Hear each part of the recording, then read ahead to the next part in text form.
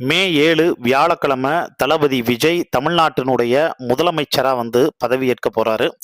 இந்த வியாழக்கிழமைக்கு பின்னாடி சென்டிமெண்டான சில விஷயங்கள் இருக்கு. வியாழக்கிழமை சாய்பாபாவுக்கு உகந்த நாள். நீங்க ரீசென்ட் டேஸ்ல பார்த்தீங்க அப்படின்னா, அவர் ஷீரடி போனது, அதுக்கப்புறம் சில கோவில் புனித தலங்கள் எல்லாத்துக்கும் போய் முக்கியமான பரிகாரங்கள் பண்ணது, இது எல்லாமே ஒரு பக்கம் இருக்க. அதே நேரத்துல நீங்க எடுத்துக்கிட்டீங்கன்னா, கோட் படத்துல வெங்கட் பிரபு விஜய் சார் பயன்படுத்தின அந்த கார்ல பார்த்தீங்க அப்படின்னா TN07 அப்படின்னு போட்டு சிஎம் அப்படின்னு 2026 போட்டிருப்பாங்க.